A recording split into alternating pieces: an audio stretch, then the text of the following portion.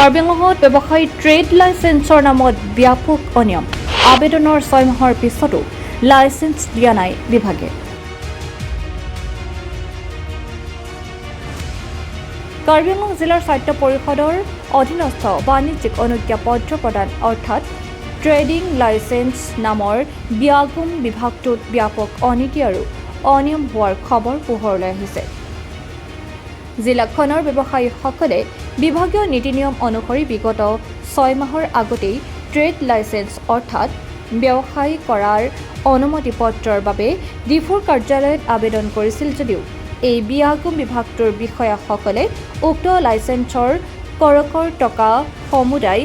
আদায় লৈ trade licence নিদিয়াকৈ নাকত তেল দি শুই আছে বিগত 6 মাহ ধৰি চৰকাৰী বিভাগটোৰ নীতি নিয়ম অনুসৰি ব্যৱসায়ীসকলে নথিপত্ৰ ও ধন জমা দিয়াৰ 6 মাহৰ পিছতো ট্ৰেড লাইচেন্স নোপোৱাৰ বাবে ব্যৱসায়ীসকল ঘোৰ বিপদত পৰিছে এতিয়া প্ৰশ্ন হ'ল এই বিভাগটোৰ বিষয়া কৰ্মীসকলে ব্যৱসায়ীসকলৰ ধনসমূহ নিজৰ পকেটত ভৰাই নাকত তেল দি শুই আছেনে নে স্বায়ত্ত পৰিষদৰ আন কিবা খেলি মেলিৰ বাবে বিগত 6 মাহ ধৰি ট্ৰেড লাইচেন্স দিব পৰা নাই এনেবোৰ বহু প্ৰশ্নই উদ্ভাৱন হৈছে জিলাখনৰ ব্যৱসায়ীসকলৰ মনত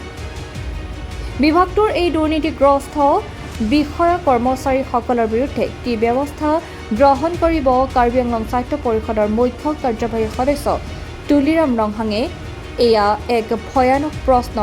পাহাৰীয়া জিলাখনৰ ৰাইজৰ আৰু কি উপায়েৰে ব্যৱসায়ীসকলে ৰক্ষা পৰিব অৰ্থাৎ ট্ৰেড লাইচেন্স লাভ কৰিবলৈ সক্ষম হ'ব এনেবোৰ 101 প্ৰশ্নই উদ্ভাৱন হৈছে সাধাৰণ ৰাইজৰ মনত অৱশ্যে সময়তহে দেখিবলৈ পোৱা যাব এই দুৰ্নীতি কাণ্ডৰ বিচাৰ কি হয় বিপুল পাল আপুনি বৰ্তমান ব্যৱসায় ক'ত কৰি আছে ডিফু মাৰ্কেট ডেইলি মাৰ্কেট এতিয়া আপুনি কি বিজনেছত কৰি আছে কসমেটিক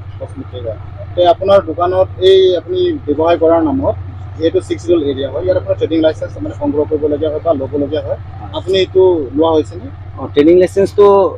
লোৱা হৈছে কিন্তু ট্ৰেডিং লাইচেন্সৰ যোনটো কিবা হয় আমিতো জমা দিছোঁ পইচা জমা দিছোঁ কিন্তু ট্ৰেডিং লাইচেন্সটো যোৱা বছৰো পোৱা নাই যোৱা বছৰটো পোৱা নাই এই বছৰটো পোৱা হোৱা নাই এই বছৰ টাইম আছে আগষ্টৰ আগত দিব বুলি কৈছে আপুনি ৰিনিউৱেল কাৰণে ফৰ্মটো ফিল আপ কৰি টকা জমা দি দিছে কেতিয়া জমা কৰিছিলে আপুনি এইটোতো জমা দিয়াটো মাৰ্চ জানুৱাৰী মাহত মানে এতিয়া কোনটো মাহ চলি আছে এতিয়া জুন মাহ চলি আছে এই জানুৱাৰী আৰু জুনৰ মাজত আপুনি এবাৰমান অফিচত গৈছেনে যে আপুনি মানে সুধিব গৈছেনে আপোনাৰ কিয় এতিয়ালৈকে ইমান পলম হৈ আছে বুলি না সুধিব গৈছিলোঁ পিছত কৈছে এইটোতো যেতিয়া হ'ব আপোনাক মই ফোন কৰি জনাম একবাৰ গৈছিলোঁ ফোন কৰাৰ এনে গৈছিলোঁ আমি যোৱাৰ পিছত সুধিছোঁ পিছত কৈছে এইটোতো হোৱা নাই এতিয়াও হ'লে আপোনাক ফোন কৰি মাতিম আপুনি পলম হোৱাৰ এনেকৈ লাইচেন্সটো মানে ইছ্যু হওঁতে পলম হোৱাৰ বাবে আপুনি কিবা এটা ক'ব বিচাৰিছে মানে এইটোৱে ক'ব বিচাৰিছোঁ এইটো লাইচেন্সটো যোৱা বছৰটো পোৱা নাই এতিয়া চেকিং আহিলে এই যোৱা বছৰটো মানে দেখাব নোৱাৰিলে পিছত কিবা হ'ব পাৰে সেইটো মই কৈছোঁ অফিচাৰক পিছত কৈছে নাই হ'ব এইটোতো এইটো যেতিয়া ৰিনিউ হৈ যাব যোৱা বছৰটো পোৱা নোপোৱা সেইটো একো কথা নাই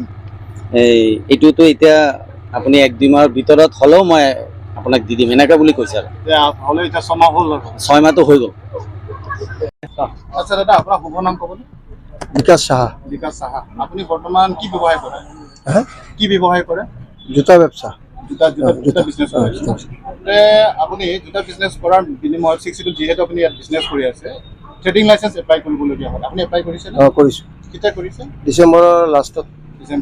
এতিয়া আজি কোনো তাৰিখ হৈ আছে আজিতো 26 মান হৈ আছে 26 মানত আপুনি ডিপাৰ্টমেণ্টৰ লগত যোগাযোগ কৰিছেনে